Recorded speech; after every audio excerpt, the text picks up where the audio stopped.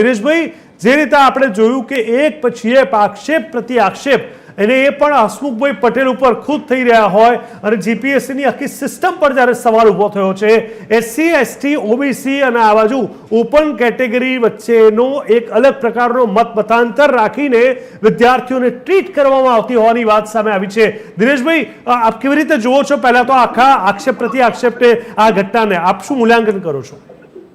તો જે ઓરલ ઇન્ટરવ્યુની પદ્ધતિની જે ખામી છે એ વાત 100% સાચી છે કે ઓરલ ઇન્ટરવ્યુના માર્ક્સને જોડવા માટે કોઈ વ્યવસ્થા નથી, પરંતુ એને જાતિવાદી સાથે કે જાતિ સાથે જોડવા એ વાતમાં હું વિરોધમાં છું.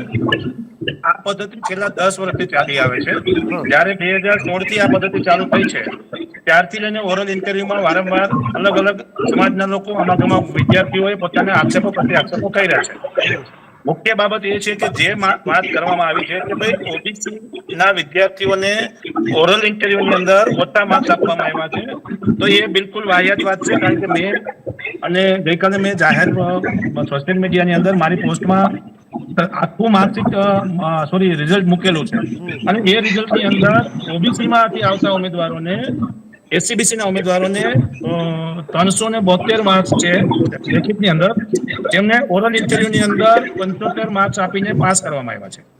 એવા પણ ઘણા બધા વિદ્યાર્થીઓ છે અને એવા પણ ઘણા બધા વિદ્યાર્થીઓ છે કે જે ઓપન ઈડબ્લ્યુએસ ની અંદર 425 માર્ક્સ લાવ્યા છે, છતાં પણ એને ઓરલ ઇન્ટરવ્યુમાં 20 કે 25 માર્ક્સ આપીને નાપાસ કરવામાં આવ્યા છે.